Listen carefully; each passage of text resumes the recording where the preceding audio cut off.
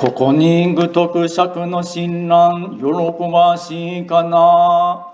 裁判月始の昇天十日日地の釈に愛がたくして今会うことを得たり、聞きがたくしてすでに聞くことを得たり、真宗の教行書を共振してことに如来の音読の深きことを信ぬ。ここをもって聞くところを喜び、売るところを嘆ずるなりと。How joyous I am, Gutoku Shinran, disciple of Sakyamuni. Rare is to come upon the sacred scriptures from the westward land of India and the commentaries of the masters of China and Japan. But now I have been able to encounter them. Rare is it to hear them, but already I have been able to hear. Reverently entrusting myself to the teaching, practice, and realization that is the true essence of the Pure Land Way, I am especially aware of the profundity of the Tathagata's benevolence. Here I rejoice in what I have heard and extol what I have attained. The passage that I'm quoting from is the concluding section to the general preface of the Kyogyo Shinsho, which is a text that lays the foundation for Jodo Shinshu Buddhism. And I wanted to quote this passage because Shinran Shonin talks to us about rejoicing at what he has heard and extols what he has received. Because of this example, as Jodo Shinshu Buddhists, it also becomes very important for us to know what we are listening to. I'm sure that everyone here has heard and knows that listening or hearing is the essential activity of a Jodo Shinshu Buddhist. It is hearing that leads to faith, to Shinjin. That is why when we come to the temple, when we participate in these services, when we listen to the Dharma message, it is important for us to consider, what is it that I heard? This question is not the same as, what did the speaker say? Or, what did we chant? The question is, what did I hear? So there is a distinction. I'm going to say this again because it's important. The question is, what did I hear? Not what did the person say. Those are two different things. Today we are gathered for Mother's Day, and we hold this event annually to celebrate our mothers here at the Gardena Buddhist Church. And at the Gardena Buddhist Church, we have established a tradition of preparing a pancake breakfast to commemorate and celebrate our mothers. We take this day out of 365 to celebrate our mothers. Now, if your mother was anything like my mother, then she was the person who took responsibility to feed the entire family. In other words, it was basically her responsibility to come up with, prepare, serve, and clean up for 365 breakfasts, 365 lunches, and 365 dinners. Oh wait, I forgot Mother's Day. So 364 breakfasts, 364 lunches, and 364 dinners. But most families do go out every now and then. So in order to make the numbers easier to figure out, let's say that moms make 300 breakfasts, 300 lunches, and 300 dinners. So 64 breakfasts a year, 64 lunches a year, 64 dinners a year are spent at a restaurant or a place like that. In other words, 5 to 6 breakfasts, 5 to 6 lunches, and 5 to 6 dinners a month are not eaten at home. I don't know how often you guys go out to eat, but that seems an awful lot to me. So even if you guys went out that often, and even assuming that Mother's Day, mom didn't have to make breakfast, lunch, or dinner, my mom still had to prepare 900 meals. But some of you are probably thinking, no, I eat lunch at school, or I eat lunch at work. So let's just get rid of lunch. And even if you did that, this breakfast that we made this morning, we are saying, is the equivalent to 600 meals You might say now, I don't need breakfast. Okay? So let's get rid of breakfast. That still leaves 300 meals. One pancake breakfast is equal to 300 meals.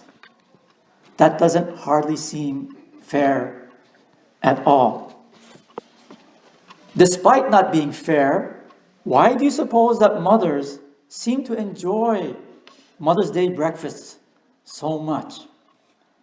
It's not like not making breakfast one day out of 365 is going to be that big a break. So why do mothers enjoy this event so much? Pancakes are good, but they're not that good. And so when we, today for example, give our mothers pancake breakfasts, what is it that mothers are tasting that makes this one breakfast equal to, say, 300 dinners, equal to 600, or maybe even 900 meals? What is so special about this pancake breakfast that can equal all of that? Likewise, what is it that we eat when we eat those 300 dinners, the 600 or 900 meals that have been prepared for us? Is it protein, carbohydrates, and minerals? Is that all we're eating? And if you said yes to that question, then I will tell you that you have never eaten a meal. All you have done is eaten food, if that. And if you've said yes, then you have never really said itadakimasu. You have never said gochiso-sama, even if you repeatedly make those sounds. What is it that we have been eating throughout all of those years? But more importantly today, what do our mothers eat during our pancake breakfast? If one pancake breakfast is equal to 300 dinners, 300 lunches, 300 breakfasts, then they are eating much, much more than 3 pancakes, 2 sausages, scrambled eggs, oranges, strawberry, juice, coffee, milk. They're eating much, much more than that. Now, it was a wonderful breakfast, don't get me wrong, but it's not equal to 900 meals. So what is it that mothers are really enjoying? What is it that they're really eating during this one breakfast of the year? If I were to guess, I would say that they are eating thoughtfulness, that they are eating the sense of appreciation that is being represented in the pancake breakfast. Moms can taste all of that in a single meal. But this leads to the next question. What are we able to eat? What are we able to taste over 900 meals? The mothers that we are celebrating today are always telling us, your life is precious to me. Your life is valuable to me. Your life has meaning to me. Your life is my life. This is what our mothers share with us. This is what we can taste in those 900 meals if we open our hearts to be able to. Shinran Shonin often equates Amida Buddha with our parent.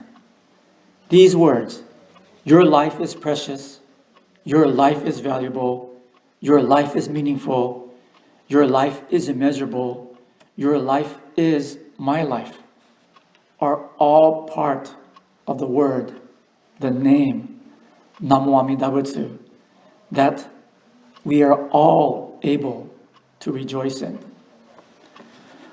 In writing these words, Shinran Shonin expresses what he has been able to gain. What he is extolling is the peace of mind that comes from knowing that his life was completely affirmed and that his life is included in the great family of the Buddha.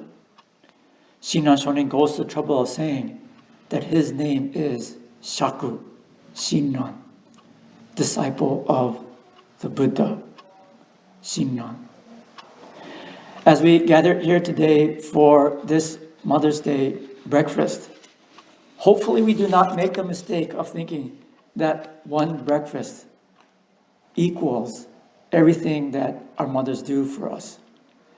Hopefully we are able to look into the eyes and the smiles of our mothers who enjoy these kinds of events with the realization of knowing that they are eating more than just a single breakfast.